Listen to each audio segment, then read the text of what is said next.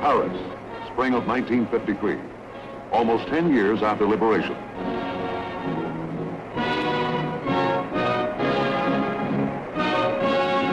Flags of many nations stand in harmony at the Palais de Chaillot.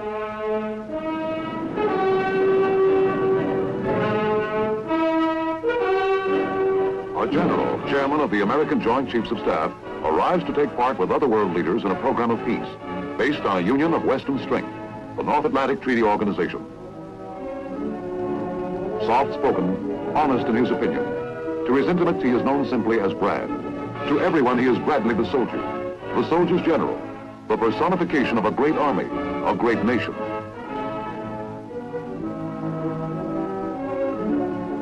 With all that he stands for, this man has no sense of destiny in his makeup. He never had it. Even when he moved along the broken paths of mankind's greatest war, he moved as a soldier, with a soldier's determination.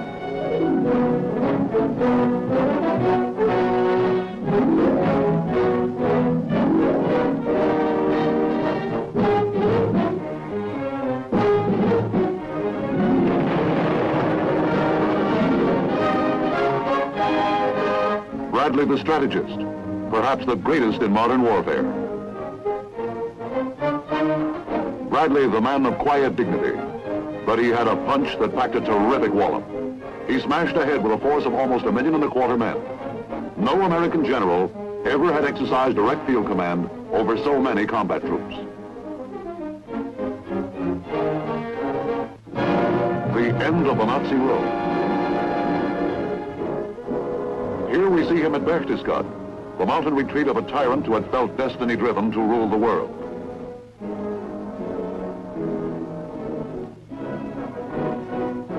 With a soldier's determination, Omar Nelson Bradley had won a brilliant campaign.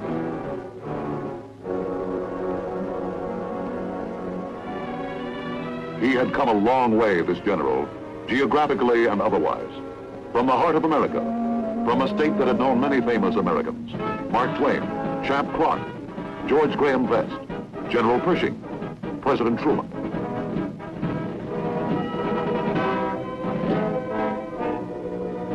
He was to serve as general under not one president, but 3. In addition to Harry S. Truman, seen here at Potsdam, Germany, there was Dwight D. Eisenhower, his former wartime chief, and wartime President Franklin Delano Roosevelt. 50 miles from the Missouri River on the birthday of Abraham Lincoln, Omar Bradley was born into the home of a poorly paid country schoolteacher. The year was 1893. In countries such as this, he learned to fish, hunt quail, became an expert marksman. He was the only child. The name Omar came from a family friend, not the Persian poet.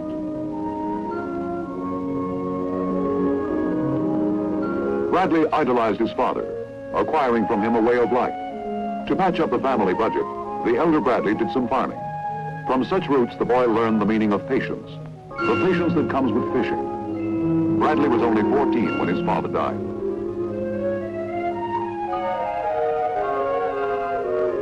After high school, what? It was hard to say. He sold newspapers, worked at the Wabash Railroad shops at 17 cents an hour. But a Sunday school teacher suggested West Point. And West Point it became, the United States Military Academy.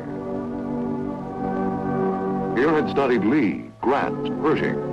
The class of 1915, Brad's class, was to furnish 56 generals. One could say of Bradley, as quiet as the Hudson, a trait that was duly noted by his class biographer. True merit is like a river. The deeper it is, the less noise it makes.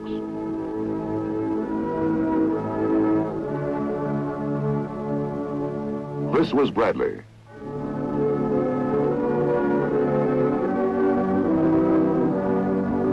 And they wrote further of him. His most prominent characteristic is getting there. Just how much prophecy was in this remark? Let us see. In World War I, he commanded an infantry company at the Butte, Montana copper mines. His own evaluation, ruin. He was left out of the fight. 1920, ordered to West Point as an instructor in mathematics. From 1924 to 1939, Army schools, routine duty periods with troops in the United States and Hawaii, then on to General Staff in Washington. Finally, in the early part of 1941, Commandant of the Infantry School at Fort Benning, Georgia. Was he getting there? Well, he was acquiring the reputation of a fine infantry officer.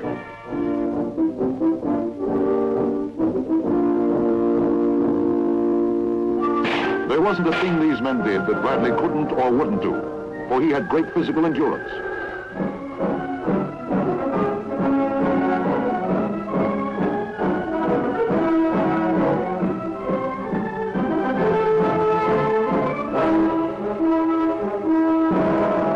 February 1943.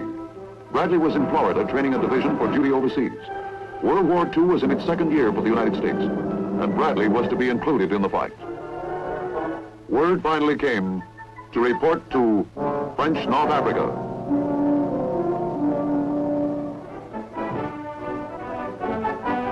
For the first time in 32 years as a soldier, Bradley was off to war, selected by Chief of Staff General George C. Marshall, who had been watching this great infantryman for years. Now as Deputy Commander and Commander of the U.S. Second Corps, he helped push the Tunisian campaign to victory. British Commander General Sir Alexander says, well done. Bradley tells all about it in his book, A Soldier's Story. Was he getting there? As they would say out in Bradley's country, he fought to beat the band. After Africa, the invasion of Sicily.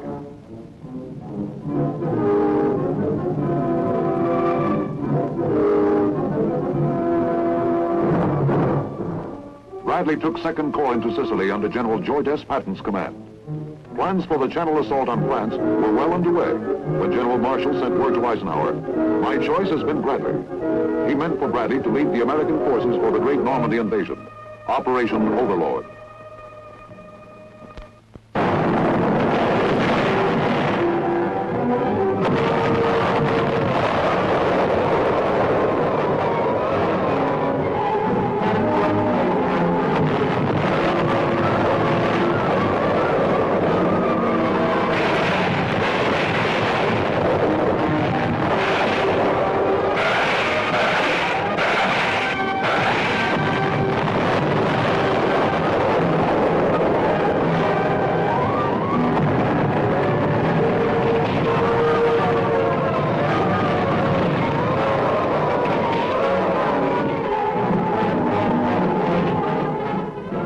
As commanding general of the First Army, Bradley was ashore less than 24 hours after the first Allied units hit the Normandy beaches. The Battle of Europe was to be a doughboys battle, and leading these doughboys was a man who, in the words of General Marshall, was fit for any command in the Army.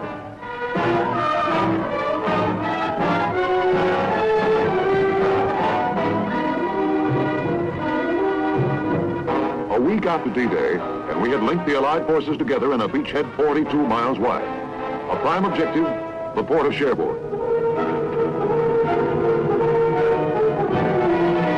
As Bradley's First Army pushed ahead, happy Frenchmen began to breathe the first fresh air of liberation, and we began to feel at home.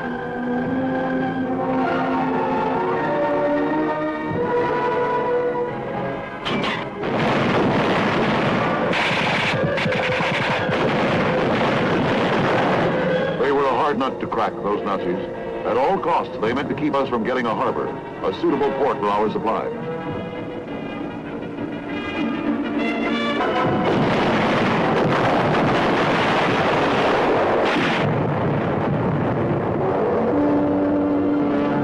Nazi commanders now felt the power of Bradley's punch.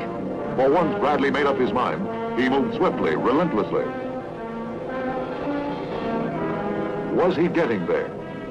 Following the Battle of Saint-Lô, he headed the 12th Army Group. As American forces plowed ahead, they moved out of the peninsula, then toward and beyond Paris. 43 divisions were to be deployed under Bradley's command. The 12th Army Group included General Courtney H. Hodges' First Army, General George S. Patton Jr.'s Third Army, General William H. Simpson's Ninth Army,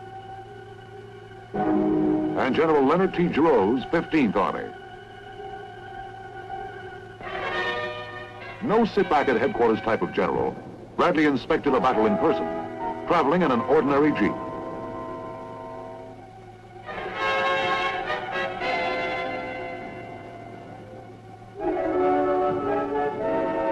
There wasn't a bit of glamour or fanfare in his whole tall, lanky frame. He got the most out of his men by patient goodwill.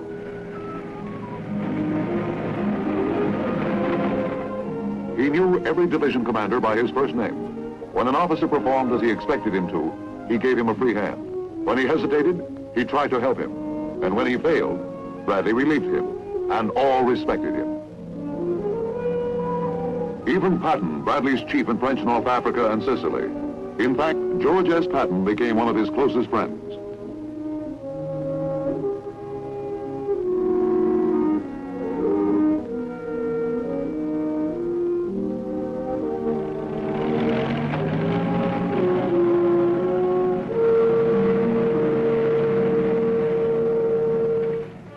And what did Bradley think of the boss, and vice versa? There was a mutual trust. Stout-hearted and confident of result was the way the chief described Bradley.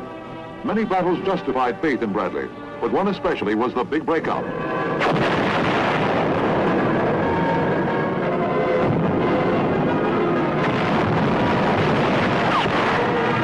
The battle for Saint-Lô and the breakthrough from the peninsula, one of the most decisive battles of Bradley's military career.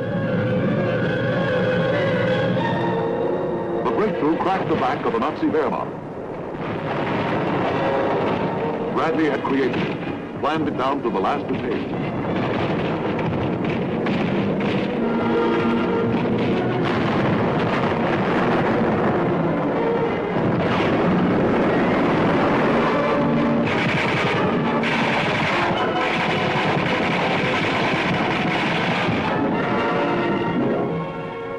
Uprooting meant taking quicker and firmer root in freedom's soil.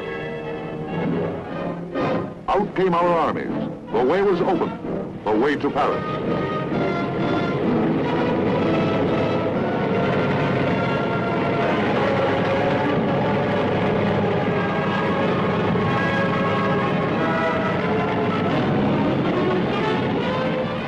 The enemy west of Paris was destroyed. As he fell, the liberation of France lay only days away. That the Bradley breakthrough worked was due to a soldier's determination.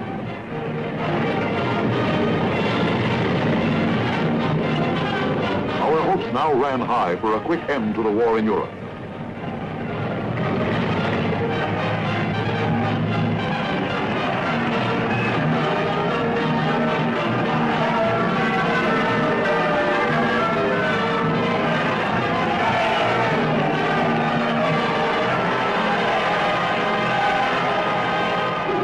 Paris, liberated. Bradley could have gone into Paris himself, but the quiet man from Missouri was not built like that. He had waited for his chief.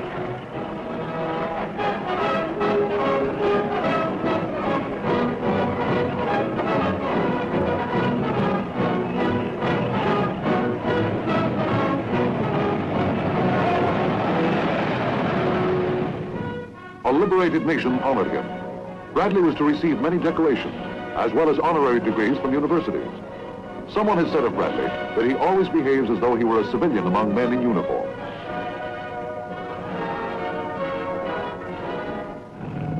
Even as Paris celebrated, something was happening.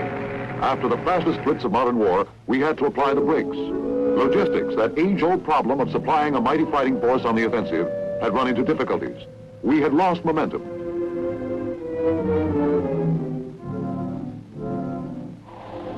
The deep stalemate of winter set in.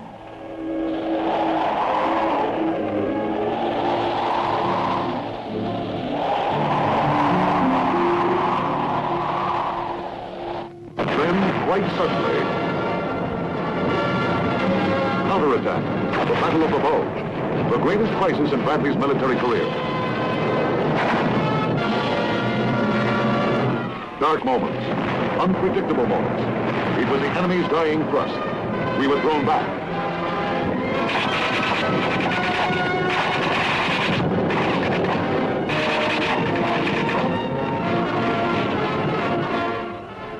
Even when the enemy was a few miles from his headquarters, Bradley refused to move back. He reasoned such a move could destroy confidence. Your identification, General.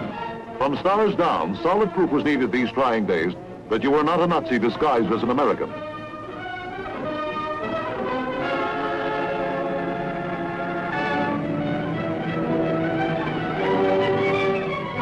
The Battle of the Bulge over, the Rhine soon came into view.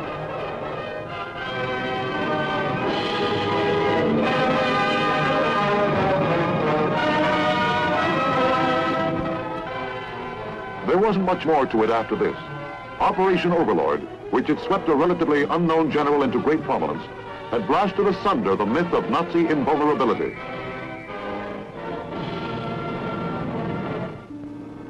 From the Omaha beachhead to Berlin, a stunned enemy wondered how it could have happened.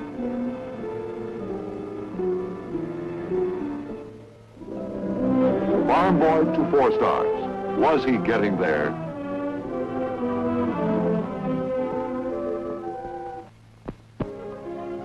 True to American tradition, the job helped make the man, and the man made history, and he never once lost his humility.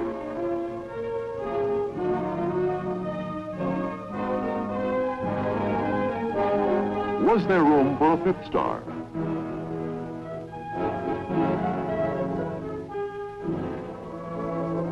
With a soldier's determination, but no, with the determination of a man enjoying the softer moments of peace. Bradley, a top-notch golfer, scores high on the fairway.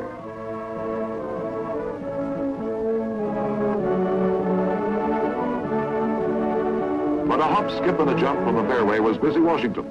And in post-war America, Bradley played a big role in world affairs. Affairs as they pertain to our survival as a nation.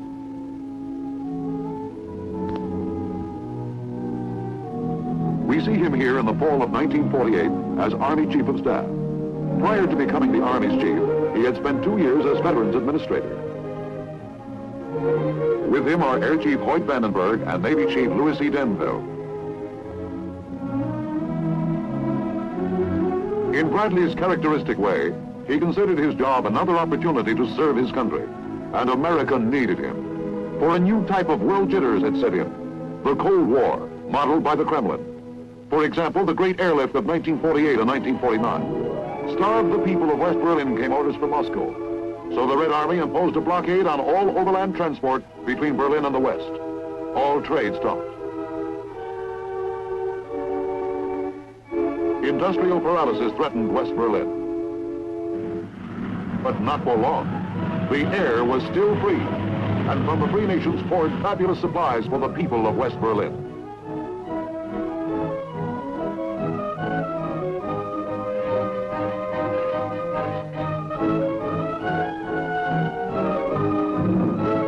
The airlift broke the blockade, our first victory in the Cold War. This type of war called for a reassessment of our military objectives.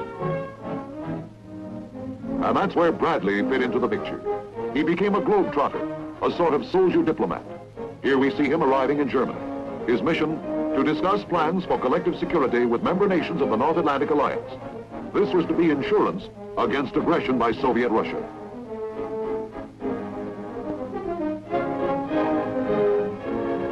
Bradley, the world headliner. The story of Omar Bradley would not be complete without mentioning the former Mary Elizabeth Quayle, who married Bradley a year after his graduation from West Point. Here she watches Bradley being sworn in as chairman of the Joint Chiefs of Staff by Defense Secretary Johnson.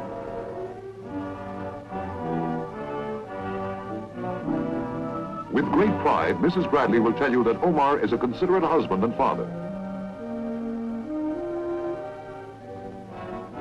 As chairman of the Joint Chiefs, America's top soldier took his seat at the first meeting of the Defense Committee of the North Atlantic Treaty Organization held in Washington.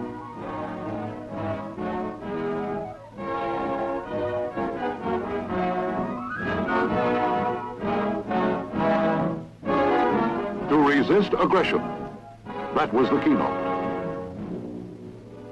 Yes, there was room for a 5th star by act of Congress and the deep respect and admiration of a fellow Missourian. A little trouble with the pin, but both Bradley and the president made it.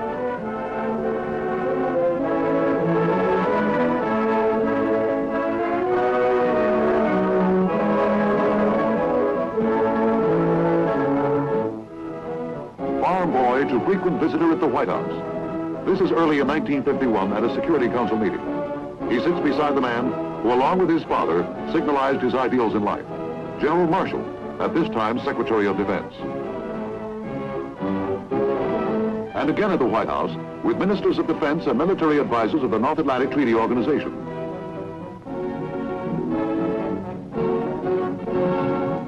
Bradley paid almost 300 visits to the White House, many of them to brief the president on the progress of the war in Korea.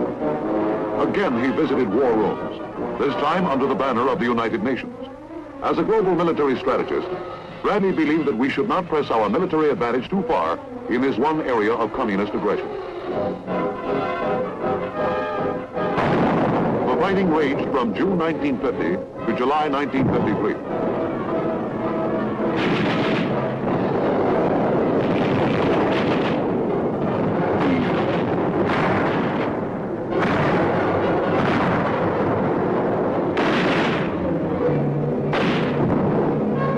Precarious times. At stake was our global prestige, our voice in the free world.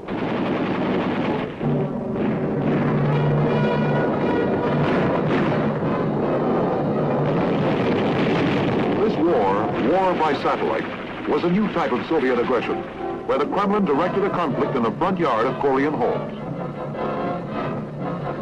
As in World War II, Bradley helped direct Allied forces close to the battle lines.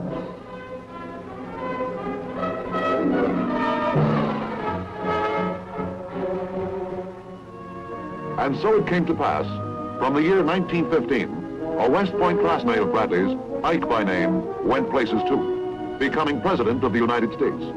He is playing host here to our top soldier of the nation, and other members of the class of 15. Time, May 1953, shortly before Bradley's leaving active assignments.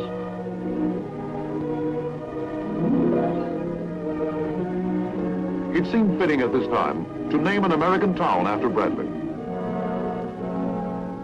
To quote Bradley, no boy ever came out of an army camp with any more or any less moral fiber and any more or less courage than he had when he left his family fireside. Bradley, West Virginia, on U.S. Route 21, between Beckley and Mount Hope.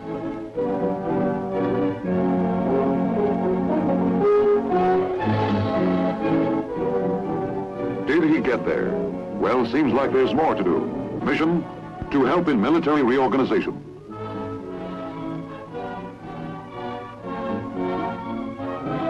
He has come a long way, this general from the humble roots of America, to enrich our heritage of service to mankind and love of country, a living monument among the truly great men of history. Uprooting meant taking quicker and firmer root in freedom's soil. Out came our armies. The way was open. The way to Paris.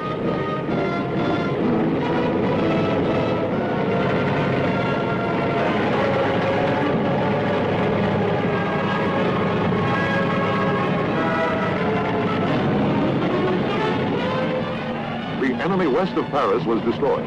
As he fell, the liberation of France lay only days away. That the Bradley breakthrough worked was due to a soldier's determination.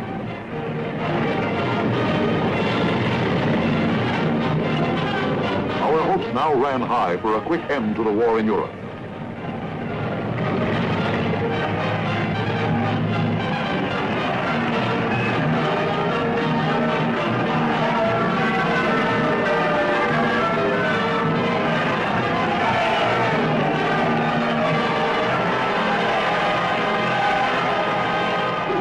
Paris, liberated.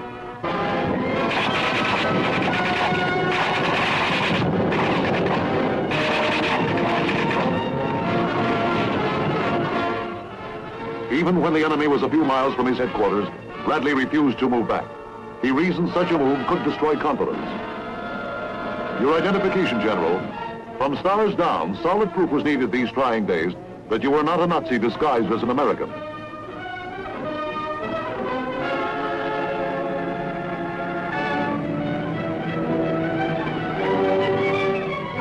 The Battle of the Bulge over, the Rhine soon came into view.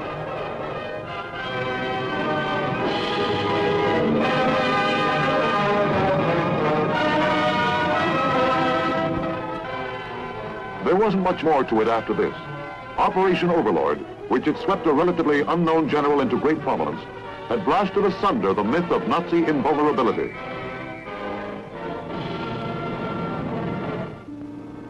From the Omaha beachhead to Berlin, a stunned enemy wondered how it could have happened.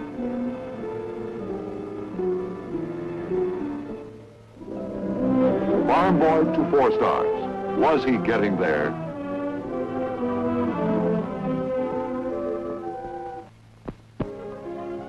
True to American tradition, the job helped make the man, and the man made history, and he never once lost his humility.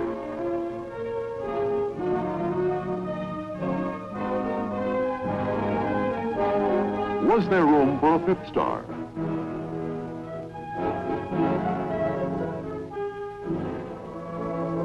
With a soldier's determination, but no, with the determination of a man enjoying the softer moments of peace. Bradley, a top-notch golfer, scores